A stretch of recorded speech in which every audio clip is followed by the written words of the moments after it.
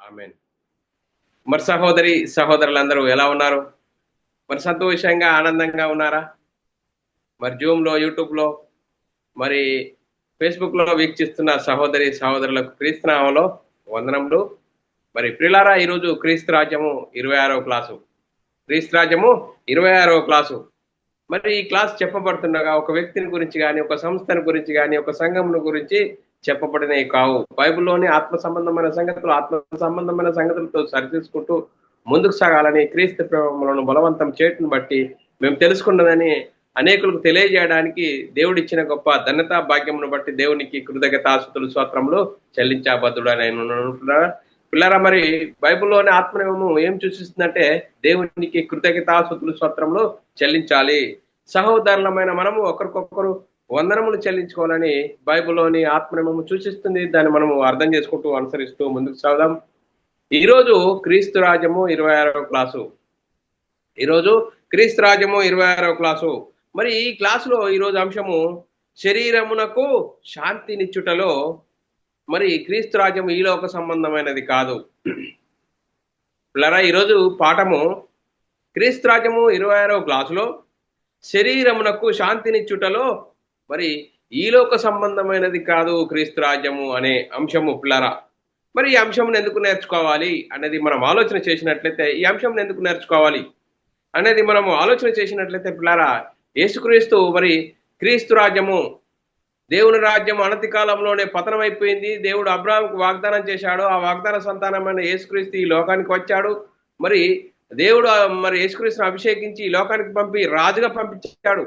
మరి యేసుక్రీస్తు మరి ఈ లోకానికి వచ్చి ధర్మశాస్త్రం అందరినీ పాపంలో బందీలుగా ఉన్న వారిని విడిపించడానికి ధర్మశాస్త్రాన్ని శిలువలో కొట్టివేశాడు. మరి క్రీస్తు రాజ్యాన్ని స్థాపించాడు.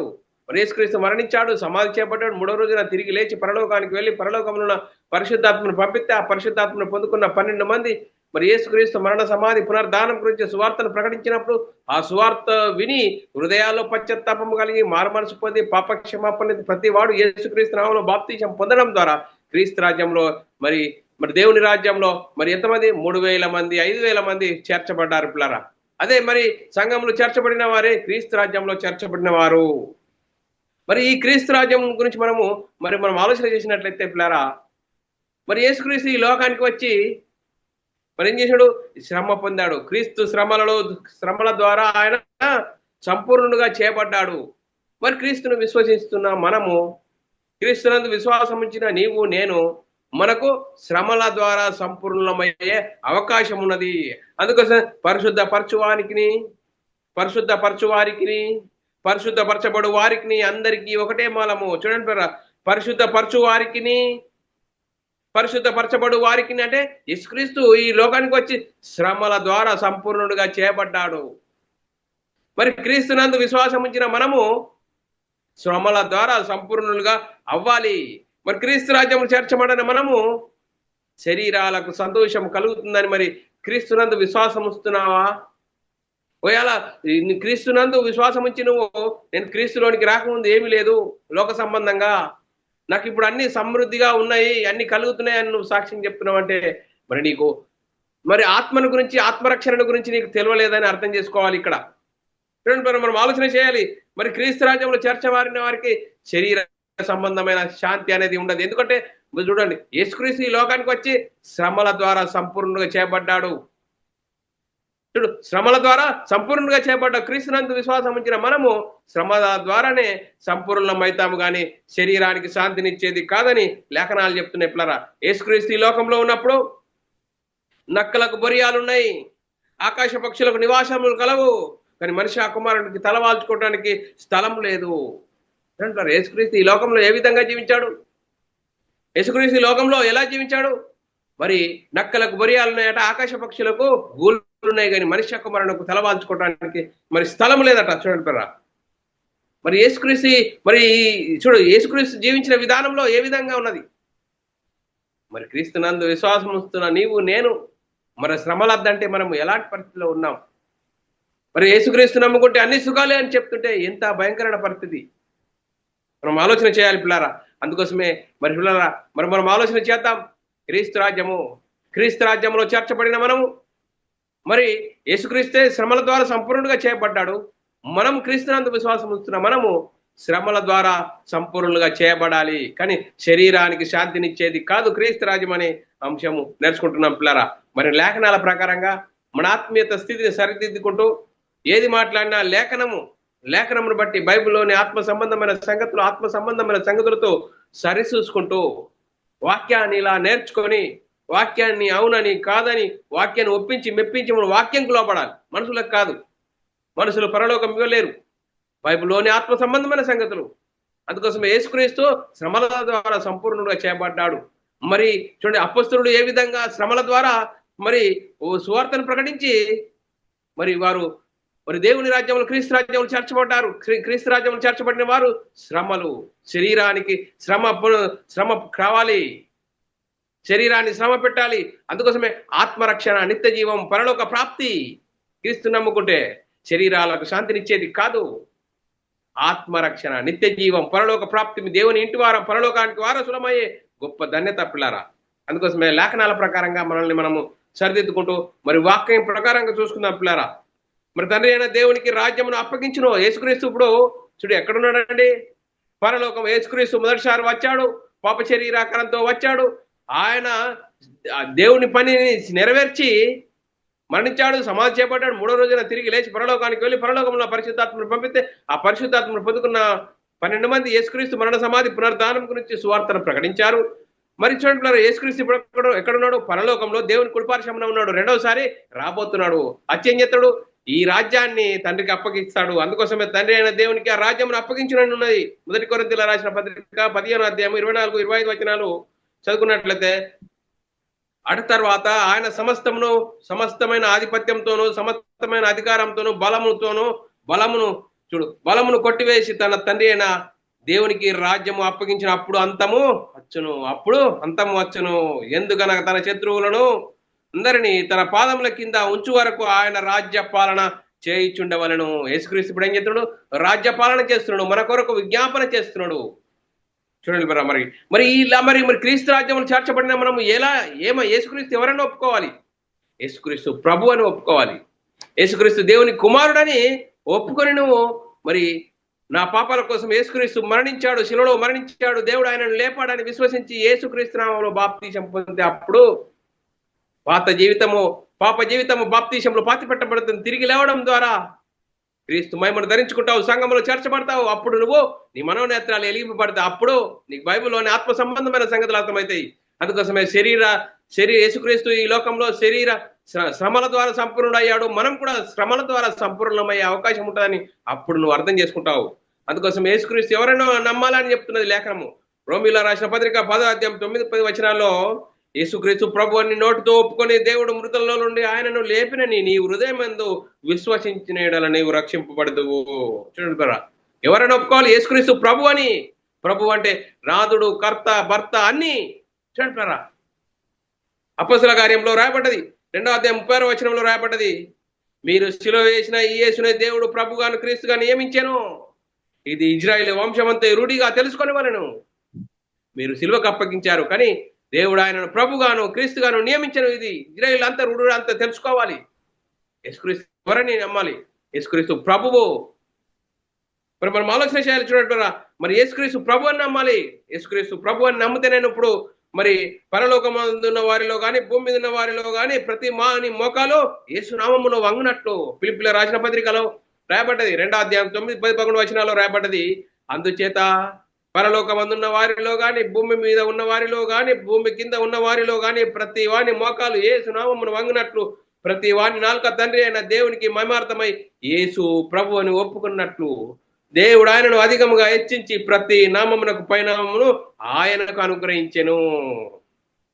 చూడండి, ఇంత గొప్ప మహిమను అనుగ్రహిస్తే సాతాను మనల్ని ఏ విధంగా భ్రమపరుస్తున్నట్టే, శరీర సంబంధంగా ప్రకృతి సంబంధంగా చూసి యేసుక్రీస్తు రండి, యేసుక్రీస్తు వస్తే అన్ని సుఖాలే, శరీర సంబంధమైన మరి సుఖభోగాలు కలుగుతాయని చెప్తున్న పరిస్థితి సాతాను మనలో కల్పించి యేసుక్రీస్తు రాజు కాదు, యేసుక్రీస్తు ప్రభువు కాదు, యేసుక్రీస్తు మళ్ళోసారి రెండోసారి వస్తాడు, అప్పుడు రాజ్యపాలన ఎప్పుడు రాజుగా వస్తాడు అని, యేసు రాజుగా వచ్చుచున్నాడని పాటలు పాడే పరిస్థితిలోనికి సాతాను మనల్ని మరి సిద్ధం చేశాడు పిల్లరా. చూడండి పిల్లరా, ఎంత భయంకరమైన పరిస్థితి. మరి చూడండి పిల్లలు, సాతాను భ్రమలో నుంచి మనము బయటకు రావాలి.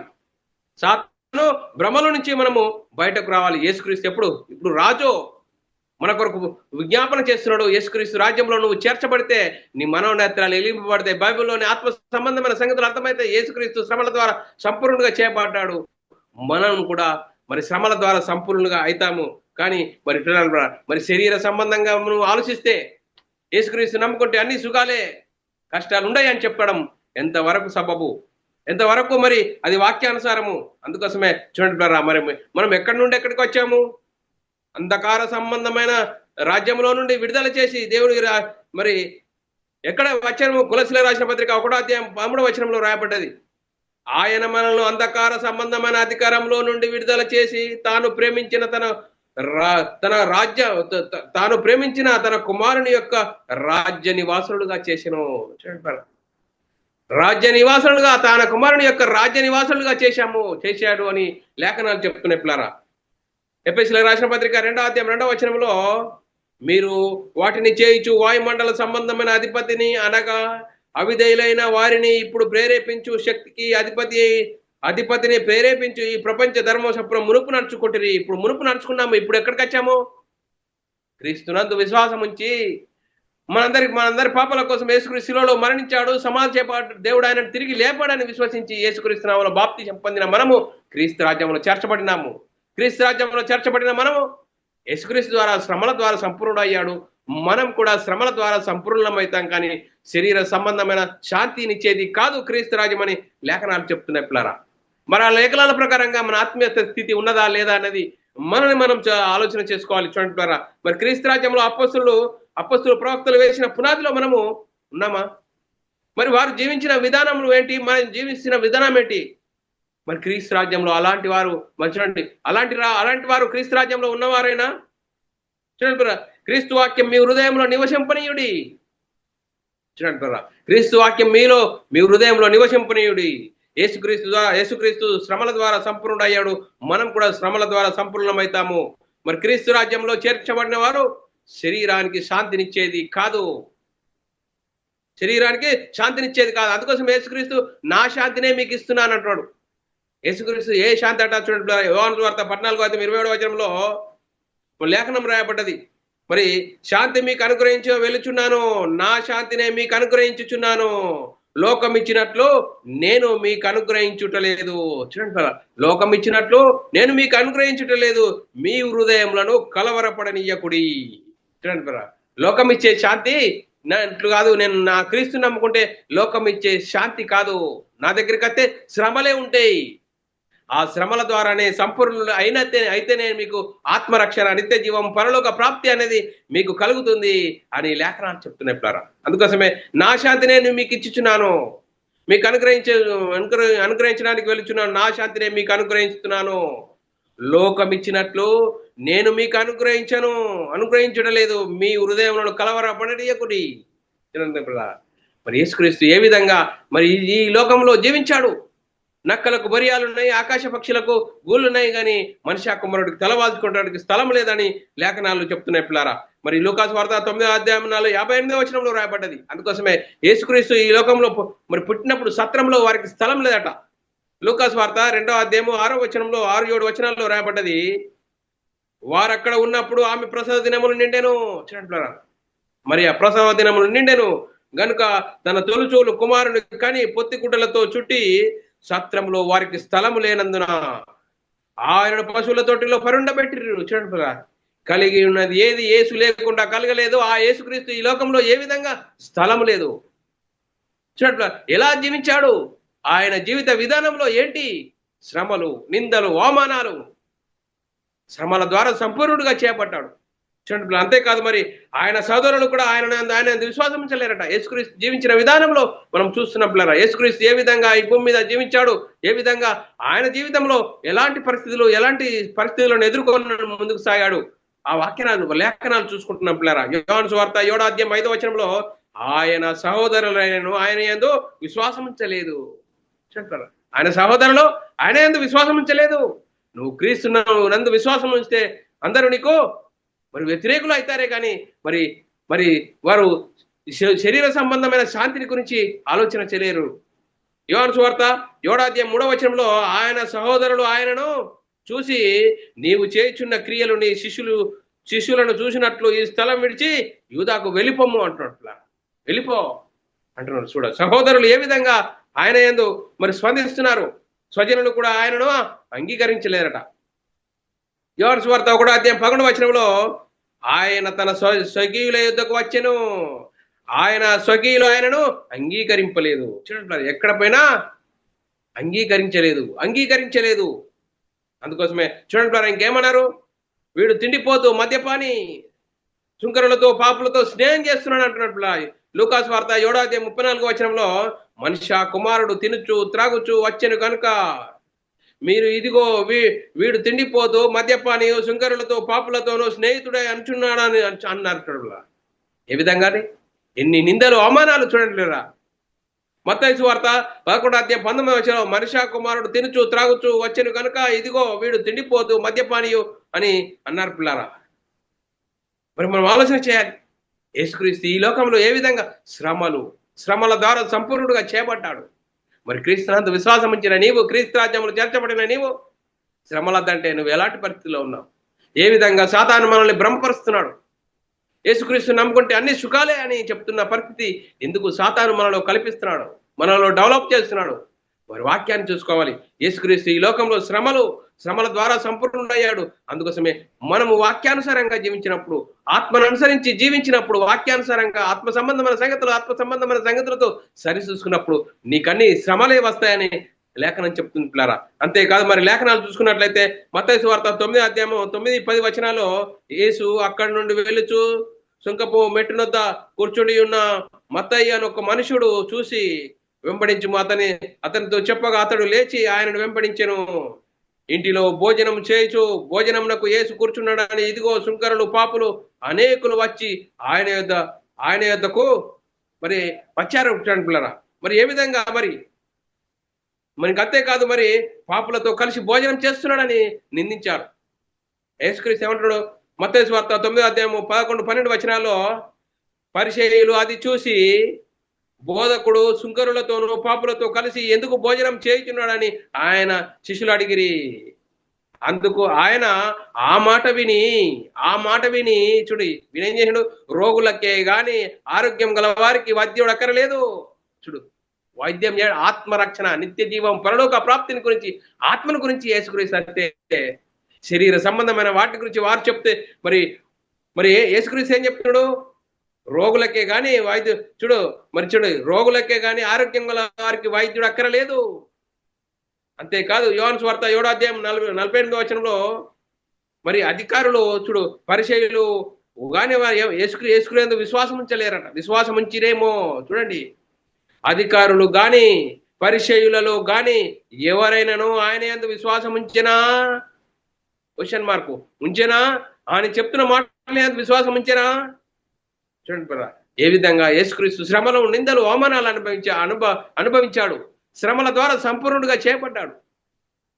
మరి మనమందు క్రీస్తునందు విశ్వాసం ఉంచిన నీవు నేను శరీరానికి శాంతినిచ్చేది కాదు అని లేఖనం చెప్తుంది. ఈరోజు అంశము శరీరానికి శాంతినిచ్చేది కాదు క్రీస్తు రాజ్యము.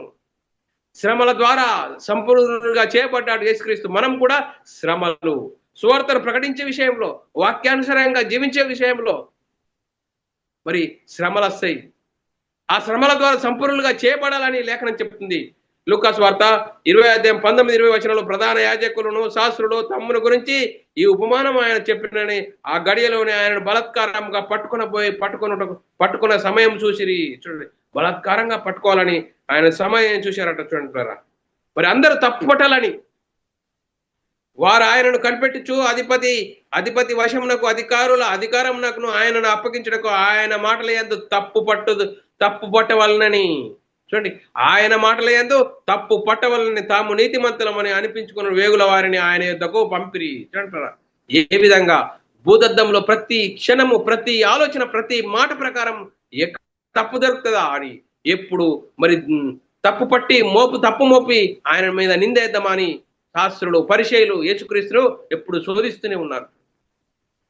మరి ఏ విధంగా చూడండి. అంతేకాదు, మరి శోధకుడు కూడా ఆయన శోధించాడు. మత్తయి సువార్త 4:3 రాయబడ్డది, శోధకుడు ఆయన యొద్దకు వచ్చి నీవు దేవుని కుమారుడు అయితే ఈ రాళ్ళు రొట్టెలు అవునట్లు ఆజ్ఞాపించమన్నాడు. చూడండి పిల్లరా, శోధకుడు వచ్చాడు, 40 రోజులు ఉపవాసం అయిన తర్వాత శోధకుడు వచ్చాయనను ఆయనను శోధించాడు. చూడండి పిల్లరా, యేసుక్రీస్తు ఈ లోకంలోనికి వచ్చి సుఖపడడానికి రాదు, రాజ్య కుటుంబంలో పుట్టడానికి రాలేదు. చూడండి పిల్లరా, క్రీస్తు రాజ్యం అంటే శ్రమల ద్వారా, యేసుక్రీస్తు శ్రమల ద్వారా సంపూర్ణుడిగా చేపట్టాడు. మనం కూడా క్రీస్తునంత విశ్వాసం ఉంచిన నీవు నేను శ్రమలు, నిందలు, అవమానాలు అవన్నిటిని భరించి దాని ద్వారా సంపూర్ణంగా చేయబడతామని లేఖనాలు చెప్తున్నట్లరా. మరి యేసుక్రీస్తు ఎక్కడ ఉండేవాడు? మరి ఎందుకు ఇంత శ్రమలు అనుభవించాడంటే పరలోకంలో దేవునితో సమానుడుగా ఉన్న ఆయన మనందరి కోసం తను తాను రిక్తునిగా చేసుకున్నట్లురా. పరలోకంలో దేవునితో సమానుడుగా ఉన్న ఆయన మనందరి కోసం. ఏ ఒక్కరు నశించిపోవడానికి దేవునికి ఇష్టం లేదు, అందరూ అంతటా వారు మనసు పొందాలి. అందుకోసమే దేవుని పనిని చేయడానికి యేసుక్రీస్తు మరి పరలోకంలో ఉన్న ఆయన మరి పాప శరీరాకారంతో ఈ లోకానికి వచ్చి ఆయన శరీరమందు పాపమునకు శిక్ష విధించనని లేఖనాల్లో రాయబడ్డది. చూడండి, ఫిలిప్పీయులకు రాసిన పత్రిక 2వ అధ్యాయము 6, 7, 8 వచనాలు చాలా చక్కగా ఆయన దేవుని స్వరూపం కలిగిన వాడై ఉండి దేవునితో సమానుడుగా ఉండుట విడిచిపెట్టకూడని భాగ్యం ఎంచుకొనలేదు గాని మనుషుని పోలికగా పుట్టి దాసుని స్వరూపం ధరించుకొని తను తాను రిక్తునిగా చేసుకొనెను. చూడండి, మరియు ఆయన ఆకారమందు మనుషుడుగా కనబడి మరణం పొందినంతగా, అనగా శిలువ మరణం పొందినంతగా విధేయ చూపిన వాడై తను తాను తగ్గించుకున్నాడు. ఆయన తను తాను తగ్గించుకున్నాడండి. ఈ లోకంలో భోగాలు అనుభవించడానికి రాలేదు యేసుక్రీస్తు. మరి క్రీస్తునందు విశ్వాసం ఉంచిన నీవు నేను శ్రమలు, నిందలు, శ్రమల ద్వారా సంపూర్ణులుగా చేపడతామే గాని మరి క్రీస్తునందు విశ్వాసం వస్తే శరీరానికి శాంతినిచ్చేది కాదు. క్రీస్తు రాజ్యము శరీరానికి శాంతినిచ్చేది కాదని లేఖనం చెప్తున్నారు. మరి చూడండి బరా, యేసుక్రీస్తు ఎలాంటి వాడు, ఎంత గొప్ప అధికారం కలిగిన వాడు. చూడండి బరా, మరి ఆయన అదృశ్య దేవుని స్వరూపి అయి సర్వ సృష్టికి ఆది సంపూర్ణుడై ఉన్నాడు. కొలొస్సీయులకు రాసిన పత్రిక 1వ అధ్యాయం 15-16 వచనంలో రాయబడ్డది. చూడండి బరా, ఆయన ఆకాశమందున్నవి గాను భూమి మీద ఉన్నవి గాను దృశ్యమైనవి గాను అదృశ్యమైనవి గాను, చూడండి అవి సింహాసనములైన, ప్రభుత్వములైనను, ప్రధానులైనను, అధికారులైన సర్వమును ఆయన యందు సృజింపబడెను. సర్వమును ఆయన ద్వారా ఆయనను బట్టి సృజింపబడెను. ఇంత గొప్ప మహిమలో ఉన్న ఆయన ఈ లోకంలో ఏ విధంగా జీవించాడు? తను తాను రిక్తునిగా చేసుకున్నాడు. ఆయన అన్నిటికంటే ముందున్నవాడు, ఆయనే సమస్తమునకు ఆధారభూతుడు. చూడండి పరా, మరి చూడండి పరా, మనం ఆలోచన చేసినట్లయితే యోహాను సువార్త 1 అధ్యాయం 2-3 వచనాలు చాలా రాయబడ్డది, చాలా చక్కగా రాయబడ్డది. ఆయన ఆది యందు దేవుని యొద్ద ఉండెను, సమస్తమును ఆయన మూలముగా కలిగి ఉన్నదేది ఆయన లేకుండా కలగలేదు. చూడండి పరా, ఆయన లేకుండా కలగలే. ఆయన ఈ లోకంలో ఏ విధంగా జీవించాడు? శ్రమలు, నిందలు, అవమానాలు, చూడండి స్వజనుల ద్వారా ఆపదలు, సహోదరుడు ఆయన యందు విశ్వాసం ఉంచలేదు. నీవు మరి క్రీస్తునందు విశ్వాసం ఉంచిన నీవు ఆత్మ సంబంధమైన సంగతులతో జీవిస్తున్నావైతే నీవు శ్రమలు అనుభవిస్తూ ఉంటావు అని లేఖనం చెప్తుంది. లేఖనం ప్రకారంగా మన ఆత్మీయత స్థితి ఉన్నదా? అలా జీవించినప్పుడు ఆత్మరక్షణ, నిత్య జీవం, పరలోక ప్రాప్తి. క్రీస్తునందు విశ్వాసం ఉంటే మరి ఆత్మరక్షణ, నిత్య జీవం, పరలోక ప్రాప్తి. చూడండి, మనం ఆలోచన చేసినట్లయితే రక్షణకర్త శ్రమల ద్వారా సంపూర్ణంగా చేపట్టాడని లేఖనం చెప్తుంది. ఎబ్రీయులకు రాసిన పత్రిక 2వ అధ్యాయం 9-10 వచనాల్లో రాయబడిన మాట, దేవుని కృప వలన ఆయన ప్రతి మనిషిని కొరకు మరణం అనుభవించినట్లు దూతల కంటే కొంచెం తక్కువగానిగా చేయబడి యేసు మరణం పొందినందున మహిమా ప్రభావములతో కిరీటంతో ధరించిన వానిగా ఆయనను చూచుచున్నాము. ఎవని నిమిత్తం సమస్తమును ఉన్నవో, ఎవని వలన సమస్తమును కలుగుచున్నవో ఆయన అనేకులైన కుమారులను మహిమ తెచ్చుటకు, వారి రక్షణకర్త శ్రమల ద్వారా సంపూర్ణంగా చేయుటకు ఆయనకు తగును. చూడండి బరా, మరి ఆయన శ్రమల ద్వారా సంపూర్ణంగా చేపడ్డాడు. మనము ఆయన యందు విశ్వాసం ఉంచిన నీవు నేను, సహోదరుడు, క్రీస్తునందు విశ్వాసం ఉంచిన మనము, క్రైస్తవులమైన మనము శ్రమలు, నిందలు, అవమానాలు వస్తాయి. శరీరానికి శాంతినిచ్చేది కాదు క్రీస్తు రాజ్యం అని లేఖనం చెప్తుంది. మరి ఎలాంటి పరిస్థితిలో ఉన్నాం? మరి నేను క్రీస్తుని నమ్ముకున్నానండి, క్రీస్తు నమ్ముకోకుండా ఏం లేదండి, ఇప్పుడు నాకు అన్ని సమృద్ధిగా ఉన్నాయండి, నాకు ఉద్యోగం ఉన్నదండి, పిల్లలు ఉన్నదండి, భూములు ఉన్నాయి, జాగాలు ఉన్నాయని నువ్వు సాక్ష్యం చెప్తున్నావా? నీకు అర్థం కాలేదు. ఆత్మరక్షణ, నిత్య జీవము, యేసుక్రీస్తు శ్రమల ద్వారా సంపూర్ణంగా చేపట్టాడు. నిన్ను సాతాను ఆవహించింది. సాతాను బోధలు ఇప్పుడు ఎక్కువైపోయినాయి. శరీరానికి సంబంధంగా శరీర సంబంధమైన సమృద్ధిగా నీకు కలుగుతుందని చెప్తున్న సాతాను బోధకులు అనేకులు ఉన్నారు. అందుకోసమే సాతాను ఏ విధంగా మనల్ని భ్రమ పెడుతున్నాడు ఆలోచన చేయాలి. అందుకోసమే శ్రమల ద్వారా సంపూర్ణంగా చేపట్టాడు యేసుక్రీస్తు. మనం కూడా వాక్యమును అనుసరించి ఆత్మ సంబంధమైన సంగతులతో అనుసరిస్తే జీవిస్తే నీకు శ్రమలు, నిందలు, అవమానాలు వస్తాయి. కానీ మరి మరి శరీరానికి శాంతినిచ్చేది కాదు క్రీస్తు రాజ్యం అని లేఖనం చెప్తుంది పిల్లరా. అంతేకాదు మనం ఆలోచన చేసినట్లయితే ఎబ్రీయులకు రాసిన పత్రిక 2వ అధ్యాయం 11వ వచనం, పరిశుద్ధపరచు వారికి చూడు, పరిశుద్ధపరచబడు వారికి అందరికీ ఒకటే మూలము. చూడండి యేసుక్రీస్తు మరి చూడండి మనల్ని పరిశుద్ధపరచడానికి వచ్చాడు. మరి పరిశుద్ధపరచబడుతున్న మనం కూడా యేసుక్రీస్తు శ్రమల ద్వారా సంపూర్ణంగా చేపట్టాడు. మనం కూడా క్రీస్తునందు విశ్వాసం వచ్చిన మనము శ్రమల ద్వారా సంపూర్ణంగా అవడానికే మనము క్రీస్తునందుకు వచ్చాము. చూడండి మనం ఆలోచన చేద్దాం. ఎబ్రీయులకు రాసిన పత్రిక 4వ అధ్యాయం 15వ వచనం, మన ప్రధాన యాజకుడు మన బలహీనతల యందు మనతో సహానుభావం లేనివాడు కాడు. సమస్త విషయంలో ఆయన మన వల్ల శోధింపబడిన ఆయన పాపం లేనివాడుగా ఉండేను. చూడండి మనలాగా నీలాగా నేను పాప శరీరాకారం ధరించుకున్న మనము యేసుక్రీస్తు పాప శరీరాకారం ధరించుకొని మరి పాపం చేయలేదు. చూడు, పాపం లేనివాడుగా జీవించాడు అని లేఖనం చెప్తుంది పిల్లారా. మరి మనం ఆలోచన చేయాలి. మరి యేసుక్రీస్తు ఈ లోకానికి వచ్చి నా శాంతిని మీకు అనుగ్రహించి వెళుచున్నాను అన్నాడు. ఆయన ఎక్కడ మరి సుఖాలు అనుభవించాడా? రాజకుటుంబంలో పుట్టాడా? చూడండి ఏ విధంగా ఆయన జీవితం జీవించాడు. అందుకోసమే పౌలు గారిని గురించి, అపోస్తలుల గురించి ఆలోచిస్తే అపోస్తలులు ఎక్కడైనా సుఖపడ్డారా? క్రీస్తునందు విశ్వాసం ఉంచిన వారు, క్రైస్తవులుగా పిలువబడిన వారు, అపోస్తలు, ప్రవక్తలు ఎక్కడైనా మరి సుఖపడ్డారా? కష్టాలు, నిందలు, అవమానాలు. అపోస్తలుడైన పౌలు గారిని గురించి మనం ఆలోచిద్దాం. అపోస్తలుడైన పౌలు గారు క్రీస్తులోనికి రాకముందు ఏ విధంగా ఉన్నాడని? మరి గుర్రాల మీద అధికారం పొంది అధికారంతో అనేకులను పట్టి ఈడ్చికెళ్ళడానికి వచ్చాడు. యేసుక్రీస్తు ఎప్పుడైతే దర్శించాడో, యేసుక్రీస్తు మరి పౌలు గారిని దర్శించాడో అప్పుడు ఆయన జీవితం మారిపోయింది. దెబ్బలు కొట్టినవాడు దెబ్బలు పడ్డాడు. చూడండి, దెబ్బలు పడ్డాడు. ఏ విధంగా మరి ఆయన నిందలు, అవమానాలు ఎలా ఉన్నాయో మరి చూద్దాం పిల్లరా. ఆయన పౌలు గారు జీవించిన జీవిత విధానం గురించి మనము లేఖనం చూసుకున్నట్లయితే 2 కొరింథీయులకు రాసిన పత్రిక 11వ అధ్యాయము 22-23 వచనాల్లో చాలా చక్కగా రాయబడ్డది. మరి లేఖనం చదువుకున్నట్లయితే, వారు క్రీస్తు పరిచారకులా వెరివాని వాళ్ళని మాట్లాడుచున్నాను, నేనును వారి మరీ ఎక్కువగా క్రీస్తు పరిచారకుడను, మరియు విశేషంగా ప్రయాసపడితిని, అనేక పర్యాయములు చెరసాలలో ఉంటిని, అపరిమితముగా దెబ్బలు తింటిని, అనేక మార్లు ప్రాణాపాయంలో ఉంటిని, యూదుల చేత 5 మార్లు ఒకటి తక్కువ 40 దెబ్బలు తింటిని, 3 బెత్తములతో కొట్టబడితిని, ఒక్కసారి రాళ్లతో కొట్టబడితిని, 3 ఓడ పగిలి శ్రమపడి తిని. చూడు, ఒక రాత్రింపగలు సముద్రంలో గడిపి తిని, అనేక పర్యాయంలో ప్రయాణంలోను, నదుల వల్ల ఆపదల్లోను, దొంగల వల్ల ఆపదల్లోను, నా స్వజనుల వల్ల ఆపదల్లోను, అన్ని జనుల వల్ల ఆపదలోను, పట్టణంలోను ఆపదలోను, అరణ్యంలో ఆపదలోను, సముద్రంలో ఆపదలోను, కపట సహోదరుల ఆపదల్లోను ఉంటిని. చూడండి, ప్రయాసంతోను, కష్టంతోను, తరచు జాగారములతోనూ, ఆకలి దప్పులతోనూ, తరచుగా ఉపవాసములతోనూ, చలితోనూ, దిగంబరత్వంతోనూ ఉంటిని. ఇప్పటి ఇంకను చెప్పవలసిన అనేకములు ఉన్నవి. అపోస్తలుడైన పౌలు గారు ఏ విధంగా జీవించాడు, ఆయన జీవిత విధానంలో సువార్త విషయంలో ఎంత కష్టాలు, నష్టాలు, అవమానాలు భరించాడు అని చెప్తున్నాడు. మరి మనం ఆలోచన చేయాలి.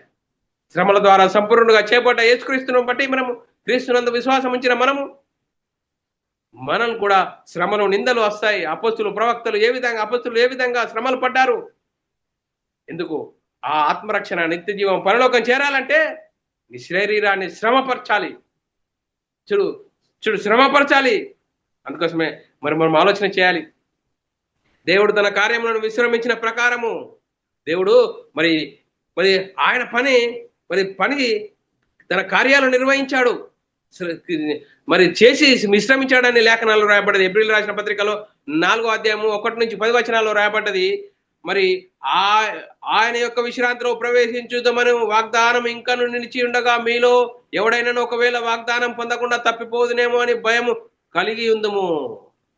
చూడండి, ఆ వాగ్దానం అనేది మనము తప్పిపోదామేమో భయం కలిగి ఉందాము. వారికి ప్రకటించినట్లు మనకును సువార్త ప్రకటింపబడిను, కానీ వారు వినిన వారితో విశ్వాసం గల వారై కలిసి ఉండలేదు గనుక విన్న వాక్యం వారికి నిష్ప్రయోజనమైంది. మరి మనం ఆలోచన చేయాలి. ఇంకా మరి లేఖనం చదువుకున్నట్లయితే మరి కాగా జగత్ పునాది వేయబడినప్పుడే ఆయన కార్యములన్నింటినీ సంపూర్తి అయి ఉన్నను. ఈ విశ్రాంతిని గురించి నేను కోపంతో ప్రయాణం చేసినట్లు వారు నా విశ్రాంతిలో ప్రవేశింపరని ఆయన చెప్పిన మాటను అనుసరించి విశ్వాసులమైన మనము ఆ విశ్రాంతిలో ప్రవేశించుచున్నాము.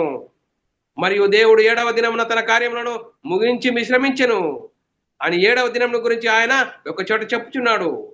ఇది ఉగాక ఈ చోటుననే వారు నా విశ్రాంతిలో ప్రవేశింపరని చెప్పుచున్నాడు. కాగా ఎవరో కొందరు ప్రవేశించుదురన్న మాట నిశ్చయము గనుక ముందు సువార్త వినిన వారు అవిధేయత చేత ప్రవేశింపలేదు గనుక నేడు మీరు ఆయన మాట వినినేడల మీ హృదయములను కఠినపరచకుడు వెనుక చెప్పబడిన ప్రకారము ఇంతకాలమైన తర్వాత దావీదు గ్రంథంలో నేడను ఒక దినమును నిర్ణయింపబడేను. యెహోషువ వారి విశ్రాంతి వారికి విశ్రాంతి కలగజేయని ఎడల ఆ తర్వాత మరి ఒక దినమును గురించి ఆయన చెప్పకపోవును. కాబట్టి దేవుని ప్రజలకు విశ్రాంతి నిలిచి ఉన్నది. ఎందుకనగా దేవుడు తన కార్యంలో ముగించి విశ్రమించెను కనుక ఆయన యొక్క విశ్రాంతిలో ప్రవేశించేవాడు తన కార్యములన్నింటినీ ముగించవలను. దేవుడు తన పనిని ముగించాడు. మరి మన పని ఉన్నది. మన పని ముగిస్తున్నామా?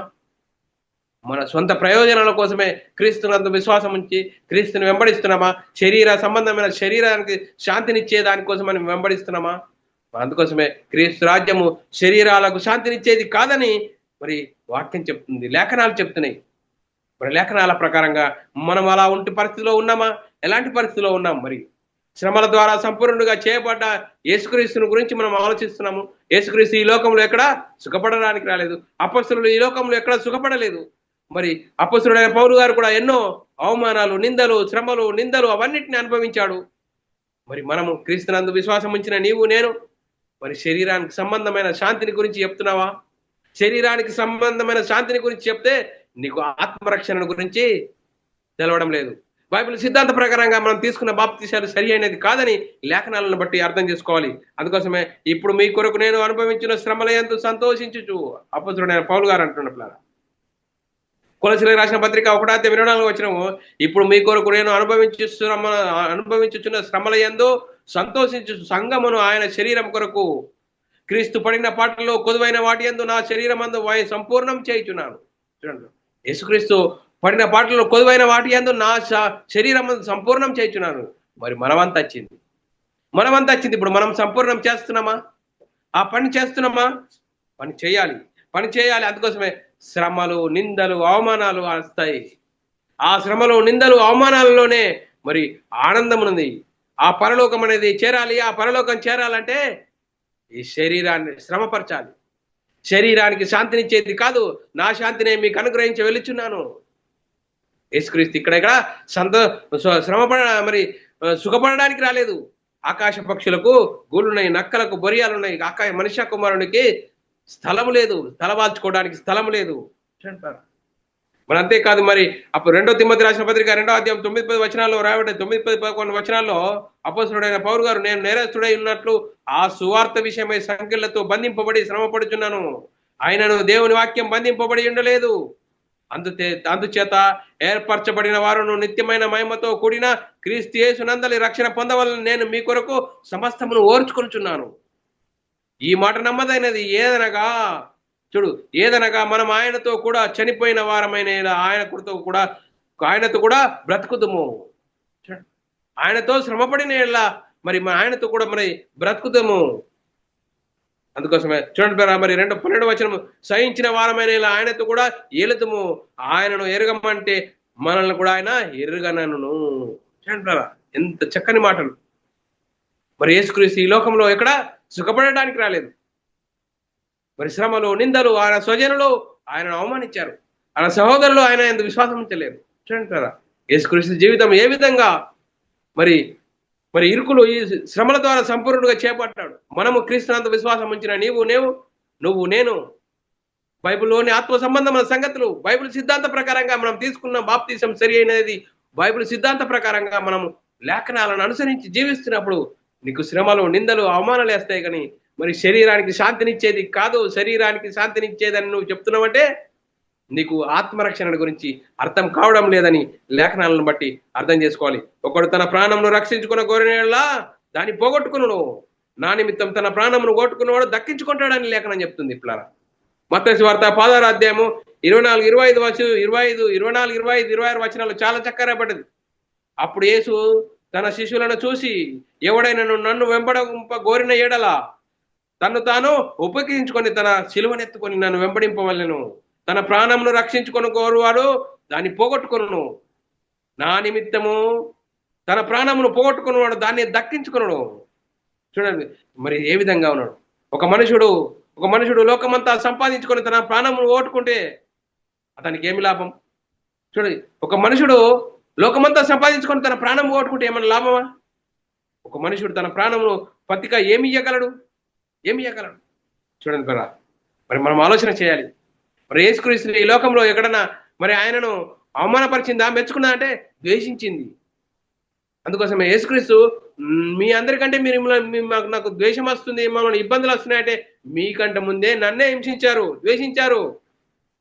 లేఖనం చెప్తుంది పిల్లరా. యోహాను సువార్త 15వ అధ్యాయం 18వ వచనంలో రాయబడిన మాట, లోకం మిమ్మును ద్వేషించిన ఎడల మీకంటే ముందు నన్ను ద్వేషించినని మీరు ఎరుగుదురు. లోకము మిమ్మల్ని ద్వేషిస్తుందంటే మీకంటే ముందు నన్నే ద్వేషించిందని ఎరగాలి.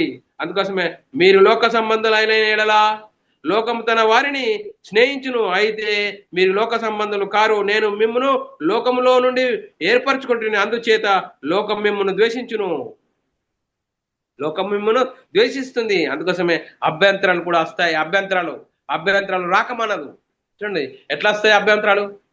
మరి కుటుంబంలో ఉన్న వారి ద్వారా కూడా, ఏంటి నీకు బైబిల్ ఏమన్నా, ఇంకేమీ అవసరం లేదా అనే శోధనలు కూడా వస్తాయని లేఖనం చెప్తుంది పిల్లారా. 16వ అధ్యాయము 1-2 వచనాల్లో, యోహాను సువార్త 16వ అధ్యాయం 1-2 వచనం, మీరు అభ్యంతరము పడకుండా వలనని ఈ మాటలు చెప్తున్నాను. వారు మిమ్మును సమాజ మందిరంలో నుండి వెలివేయుదురు, మిమ్మును చంపి ప్రతివాడు దేవుని సేవ చేయుచున్నాడని చెప్పు కాలం వచ్చుచున్నది. చూడండి, మిమ్మల్ని చంపాలనుకునేవాడు దేవుని సేవ చేస్తాడని అనే కాలం నాట, ఆ కాలం వచ్చే ఉన్నది అంటున్నాడు. చూడండి, దేవుని సేవలో, దేవుని పనిలో ఎన్ని శ్రమలు, నిందలు, అవమానాలు వస్తాయి. అవన్నిటిని ఓర్చుకొని మరి శరీరానికి శాంతినిచ్చేది కాదు క్రీస్తు రాజ్యము, శరీరాన్ని శ్రమపరుచుకునేది క్రీస్తు రాజ్యం అని లేఖనం చెప్తుంది. అందుకోసమే చూడండి మరి శరీరం ఏంటి? మీ అవయవంలో పోరాడు భోగేచ్ఛల నుండియే కదా. ఇప్పుడు యుద్ధాలు, పోరాటాలు దేని నుంచి జరుగుతున్నాయి? శరీరంలో కలిగే భోగేచ్ఛల నుండే యుద్ధాలు, పోరాటాలు జరుగుతున్నాయని యాకోబు రాసిన పత్రిక 4వ అధ్యాయం 1వ వచనం, మీలో యుద్ధములు, పోరాటములు దేని నుండి కలుగుతున్నాయి? మీ అవయవములలో పోరాడు భోగేచ్ఛల నుండియే కదా. యుద్ధాలు, పోరాటాలు దేని నుంచి? ఇదంతా శరీరంలో కలిగే భోగేచ్ఛల నుండి కలుగుతున్నాయి. మరి చేయండి, మరి యేసుక్రీస్తు నమ్ముకుంటే ఆత్మరక్షణ, నిత్య జీవం, పరలోక ప్రాప్తి. దానికోసమే మనము పని చేయాలి, వాక్యాన్ని అనుసరించి జీవించాలి. శ్రమలు, నిందలు అద్దంటున్నావంటే నీకు ఆత్మరక్షణ గురించి అర్థం కాలేదు. సాతాను మనల్ని భ్రమపరుస్తున్నాడని అర్థం చేసుకోవాలి. అందుకోసమే దేవుని సమాధానం యేసుక్రీస్తు వాళ్ళ మీ హృదయంలో మీ తలంపులకు కావాలి ఉంటుంది. మరి వాక్యము నీ హృదయాలకు, తలంపులకు కావాలి ఉంటుంది. ఎప్పుడు? వాక్యాన్ని అనుసరించి జీవించినప్పుడు. ఫిలిప్పీయులకు రాసిన పత్రిక 4వ అధ్యాయము 4వ వచనం నుంచి చదువుకున్నట్లయితే, ఎల్లప్పుడూ ప్రభునందు ఆనందించుడు, మరలా చెప్పుదును ఆనందించుడి, మీ సహనమును సకల జనులకు తెలియపడనీయుడు, ప్రభు సమీపముగా ఉన్నాడు. దేనిని గురించి చింతపడకూడదు కానీ ప్రతి విషయంలోనూ ప్రార్థనా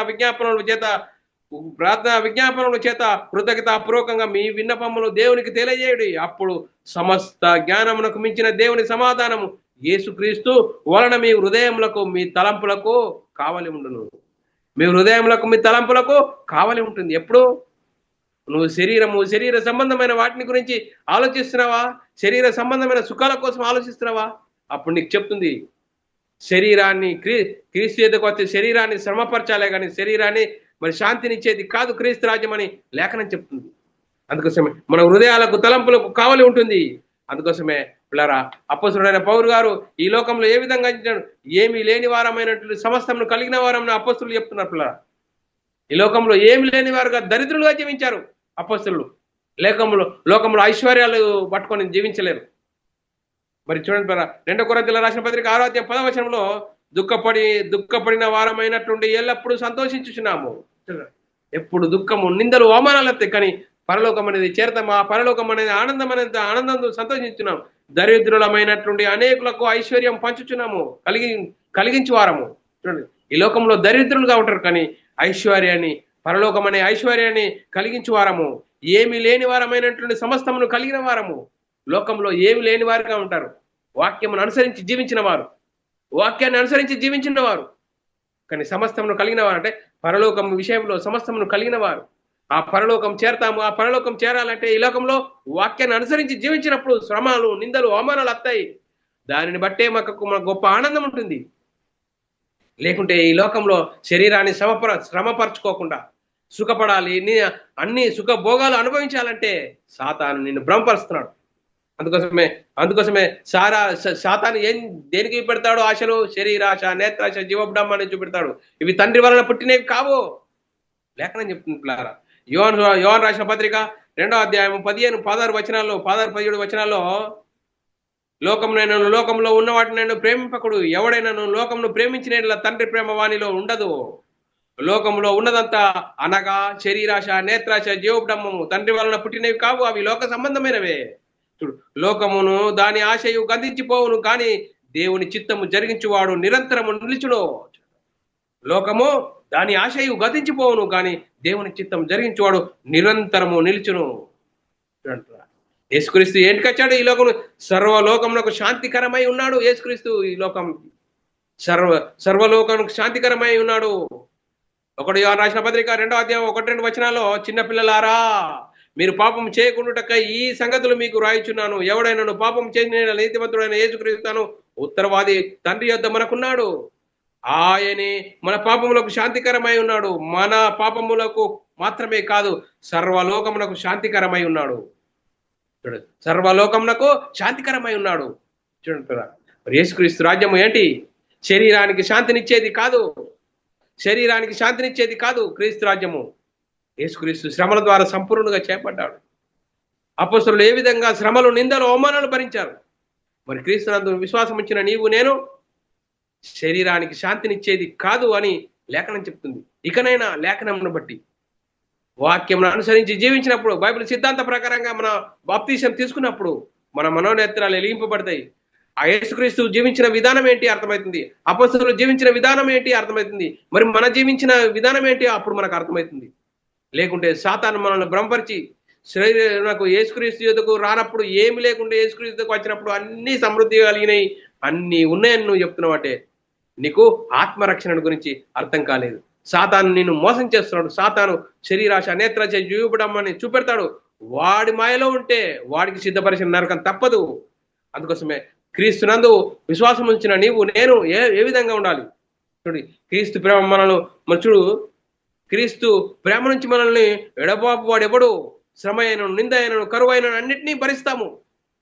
చూడండి, లేఖనం చదువుకున్న పిల్లరా, రోమిలకు రాసిన పత్రిక 8వ అధ్యాయము 35వ వచనం నుంచి చాలా చక్కగా రాయబడ్డది. అపొస్తలుడైన పౌలు గారు రోమా సంఘంతో మాట్లాడుతున్నాడు. మన ప్రభు అయిన క్రీస్తునందలి దేవుని ప్రేమ నుండి మనల్ని ఎడబాపు వాడెవడు? క్రీస్తు ప్రేమ నుండి మనల్ని ఎడబాపు వాడేవాడు. శ్రమ అయినను, బాధ అయినను, హింస అయినను, కరువు అయినను, వస్త్రహీనతను, ఉపద్రవమైనను, ఖడ్గమైనను మనల్ని ఎడబాపునా. ఇందుని గురించి రాయబడినది ఏమనగా, నిన్ను బట్టి దినవెల్లా మేము వధింపబడిన వారము, వధకు సిద్ధపడిన గొర్రెలమని మేము ఎంచబడిన వారము అయినను మనల్ని ప్రేమించు వాని ద్వారా మనము వీటన్నిటిలో అత్యధికమైన విజయం పొందుచున్నాము. మరణమైనను, జీవమైనను, దేవదూతలైనను, ప్రధానులైనను, ఉన్నవి అయినను, రాబోయైనను, వీనైనను, అధికారులైనను, ఎత్తైనను, లోతైనను, సృష్టింపబడిన మరి ఏదైనను మన ప్రభు అయిన క్రీస్తు యేసు నందలి దేవుని ప్రేమ నుండి మనల్ని ఎడబాప నేరవని రూఢిగా నమ్ముచున్నాను. మన ప్రభు అయిన క్రీస్తు యేసు నందలి దేవుని ప్రేమ నుండి ఎడబాప నేరవని లేఖనం చెప్తుంది పిల్లరా. అందుకోసమే క్రీస్తు రాజ్యము శరీరానికి శాంతినిచ్చేది కాదు. యేసుక్రీస్తు ఏం చెప్పాడు? నా శాంతినే మీకు అనుగ్రహించే వెలుచున్నాను, లోకం ఇచ్చే శాంతిని కాదు అని యేసుక్రీస్తు చెప్తున్నాడు. యేసుక్రీస్తు ఈ లోకంలో శ్రమల ద్వారా సంపూర్ణుడుగా చేయబడ్డాడు. అందుకోసమే అపొస్తలులు కూడా ఈ శ్రమల ద్వారా శ్రమలు నిందలు ఆ పరలోకం అనేది ఉన్నది ఈ లోకంలో దరిద్రులుగా జీవించారు, ఏమి లేని వారుగా జీవించారు. చూడండి, మరి వాక్యం అనుసరించి జీవించినప్పుడు బైబిల్లోని ఆత్మ సంబంధమైన సంగతులతో అనుసరించి జీవించి వాక్యము మనము వాక్యంతో మనల్ని మనము పరిశీలన చేసుకోవాలి. లేఖనాలను బట్టి బైబిల్లోని ఆత్మ సంబంధమైన సంగతులతో మనం సరిచూసుకోవాలి. మనసులను కాదు, మనసులు పరలోకం ఇయ్యలేరు. బైబిల్లోని ఆత్మ సంబంధమైన సంగతులతో సరిచూసుకోవాలి. యేసుక్రీస్తు ఈ లోకంలో శ్రమ పొందాడు, శ్రమల ద్వారా సంపూర్ణుడయ్యాడు. అపొస్తలులు శ్రమ పొందారు, శ్రమలు. క్రీస్తునందు విశ్వాసం ఉంచిన నీవు బైబిల్ సిద్ధాంత ప్రకారంగా మనం తీసుకున్న బాప్తీసం, యేసుక్రీస్తు నామములో బాప్తీసం పొందడం ద్వారా అప్పుడు మా పాత జీవితం బాప్తీసంలో పాతి పెట్టబడుతుంది. తిరిగి లేవడం ద్వారా క్రీస్తు మహిమను ధరించుకుంటావు, సంఘములో చేర్చబడతావు. సంఘములో చేర్చబడిన నీవు అపొస్తలుల బోధ యందును, సహవాసమందును, రొట్టె విరుచుట యందును ఎడతెగక ఉండడం ద్వారా మరి మహిమ నుండి అధిక మహిమకు, ఘనత నుండి అధిక ఘనతకు ఎదుగుతూ నువ్వు శ్రమలు నిందలు అవన్నింటినీ భరిస్తూ ఆ పరలోకం చేరాలంటే శ్రమలు నిందల ద్వారా సంపూర్ణం కావాలని లేఖనం చెప్తుంది. ఆ లేఖనాల ప్రకారంగా మనల్ని సరిదిద్దుకోవాలి. లేదండి మరి క్రీస్తు నమ్ముకుంటే అన్ని సుఖాలే, అన్ని శరీర సంబంధమైన సుఖభోగాలు కలుగుతాయని చెప్తున్నారు. వాళ్ళు అలా జీవిస్తున్నారు అంటే వాళ్ళను ఆవహించింది సాతాను శరీరాశ, నేత్రాశ, జీవబ్రహ్మని చూపెడతాడు. వాడి మాయలో ఉండి నువ్వు నడిస్తే, ఆ బ్రహ్మలో నడిస్తే వాడికి సిద్ధపరిచిన నరకం తప్పదని లేఖనం చెప్తుంది. అందుకోసమే మనం ఇకనైనా మరి క్రీస్తు రాజ్యం 26వ క్లాసు శరీరాన్ని శాంతినిచ్చేది కాదని లేఖనం చెప్తుంది. ఆ లేఖనాల ప్రకారంగా మన ఆత్మీయ స్థితి ఉన్నదా లేదనేది మనల్ని మనము చూసుకోవాల్సిన అవసరము ఎంతైనా ఉంది. ఆ వాక్య ప్రకారంగా మనం ఉన్నామా లేదా, వాక్యం ఏం చెప్తుంది, వాక్య ప్రకారంగా మనం ఉన్నామా లేదా అనేది మనల్ని మనము ఆలోచన చేసుకోవాలి. అలా ఆలోచన చేసుకుని జీవిస్తూ మనమందరము దేవునికి మహిమ తెచ్చేవారంగాను, ఘనత తెచ్చేవారంగా ఉంటూ ముందుకు సాగుదాం. పిల్లారా, మరొచ్చే క్లాసులో మరి 27వ క్లాసులో మనము ఇంకో అనేక సంగతులు ఉన్నాయి. అనేక సంగతులు నేర్చుకుంటూ మన ఆత్మీయత స్థితిని సరిదిద్దుకుంటూ మనమందరము దేవునికి మహిమ తెచ్చేవారంగాను, ఘనత తెచ్చేవారంగా ఉంటూ ముందుకు సాగుదాం. ఇంతవరకు చెప్పబడిన లేఖనం ప్రతి ఒక్కరి హృదయంలో నీరు గట్టి ఫలింపజేయను గాక. ఆమెన్. అందరికీ వందనములు. దేవునికి స్తోత్రాలు.